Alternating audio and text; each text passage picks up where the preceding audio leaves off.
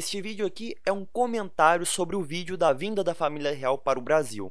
Portanto, é interessante que você ou tenha assistido o vídeo sobre a vinda da família real ou já tenha algum conhecimento prévio em relação ao tema para que você não fique tão perdido.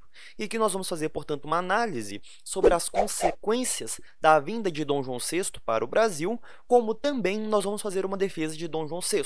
Se você estudou essa matéria na sua escola, é evidente que não são todos os professores, mas não é raro encontrar professores que, quando chegam a esse tema, falam assim: não, porque Dom João VI ele era um gordo, corno, comedor de coxinha, que era covarde e acabou fugindo da Europa por medo de Napoleão Bonaparte. Então, vamos fazer aqui uma análise sobre a situação de Dom João VI.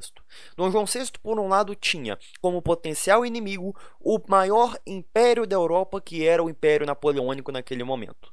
Todos os países que Napoleão ameaçou invadir e ameaçou conquistar, com exceção da Inglaterra, porque a Inglaterra tinha um canal da Mancha separando a França da Inglaterra, então ele não conseguia invadir por vias terrestres e não tinha marinha para poder invadir, com exceção desse caso exclusivo, todos os outros países que o Napoleão fez alguma ameaça, das duas uma: ou o país cedeu à ameaça e fez aliança com Napoleão Bonaparte, como por exemplo foi o caso da Rússia, que foi aliado da França durante um certo período da Era Napoleônica. Nós temos vídeos aqui no canal falando sobre a Era Napoleônica. Ou, quando o país se opôs à França, esse país foi invadido e muitas vezes não apenas invadido, como também foi destronado o seu monarca e foi colocado no lugar algum parente do Napoleão. A gente teve parentes de Napoleão na Holanda, na Itália e em tantos outros lugares.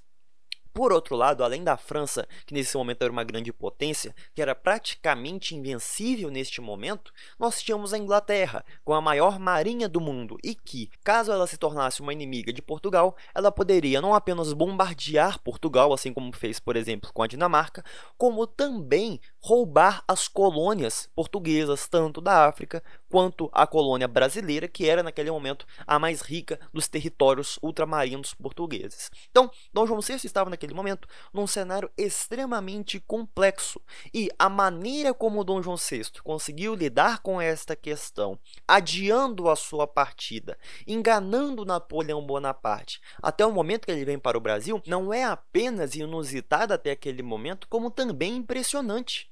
Dom João VI foi ou não foi covarde? Sei lá. Agora, eu sei que Dom João VI conseguiu ser o único rei de algum país europeu dentro do continente, ou seja, exclui a Inglaterra, que se opôs a Napoleão e que não foi nem aliado da França contra a Inglaterra e nem foi destronado por Napoleão. E mais que isso, ele veio para o Brasil e aqui no Brasil estabeleceu um grandiosíssimo império que mais tarde seria o Império do Brasil. Porque, apesar de já existir um governo geral no Brasil desde 1549, nós temos vídeos aqui no canal falando sobre o começo do Brasil e nós falamos sobre a instauração do governo geral. Apesar desse governo geral já existir desde aquele momento, é com a vinda de Dom João VI que o Rio de Janeiro passa de fato a ser o centro administrativo e político do Brasil, porque até aquele momento cada capitania era quase que um universo exclusivo e sem conexão com a outra capitania. Mas a partir do momento que ele vem para o Brasil e traz para cá a sede não apenas do próprio Brasil, como também de todo o Império Lusitano, ele possibilita com que existisse uma unidade em todo o Brasil que antes não existia. Então, se hoje você pega o mapa da América do Sul e vê as colônias, as ex-colônias hispânicas, fragmentadas em pequenas republiquetas, e o Brasil como um grande e vasto país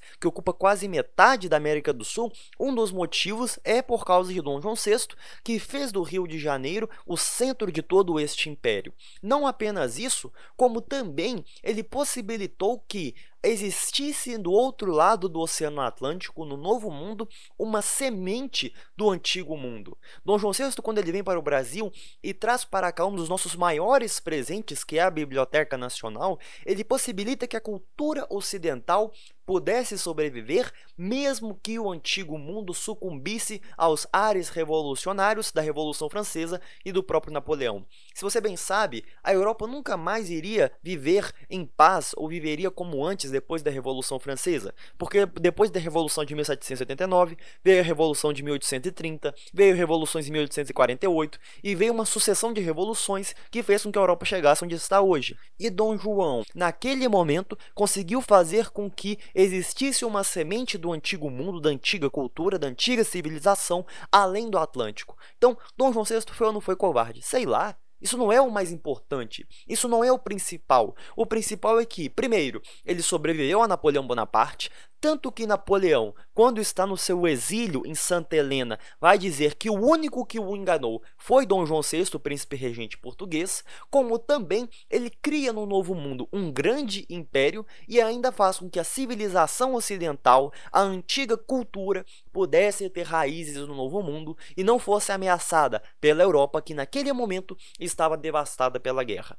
Quando você estuda outras figuras da história, como por exemplo o próprio Napoleão Bonaparte, você não fica focando nos problemas que ele tinha com a Josefine, sua primeira esposa, uma vez que ela também traía Napoleão Bonaparte. Napoleão tinha inúmeros chifres na cabeça dele por causa daquela mulher. Não, você estuda que Napoleão conseguiu botar paz na França, conseguiu criar o Código Civil, conseguiu criar o Franco, e não fica focando nesses problemas pessoais. Agora, por que quando nós vamos estudar Dom João VI, a primeira coisa que se fala é que ele era gordo, corno e comia muita coxinha? Por que não falar que ele criou toda a infraestrutura do Brasil, criou a imprensa régia, criou as primeiras indústrias, criou o Banco Nacional, criou as primeiras universidades e instituições de ensino de fato decentes no nosso país que não pertenciam à igreja, criou o Brasil como ele é hoje? Por que nós temos que ficar focando que ele tinha uma esposa meio maluca, a Carlota Joaquina, que o traía e sabia atirar de canhão? Por que nós temos essa necessidade de depreciar a nossa própria história?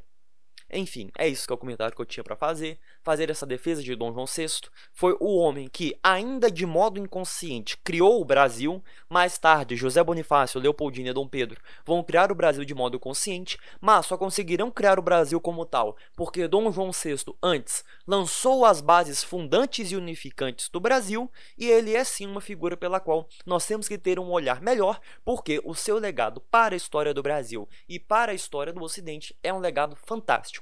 Mais uma vez, termino o vídeo aqui com a própria frase de Napoleão Bonaparte: Dom João VI foi o único que me enganou, e creio que este deva ser o legado de Dom João VI, o único rei que conseguiu se opor a Napoleão, que não era um rei inglês, e que conseguiu sobreviver às garras revolucionárias daquele momento, daquele contexto. Caso você tenha algum acréscimo, você discorde, tenha uma outra opinião, pode deixar aqui nos comentários. Que Deus abençoe sempre. Até o próximo vídeo.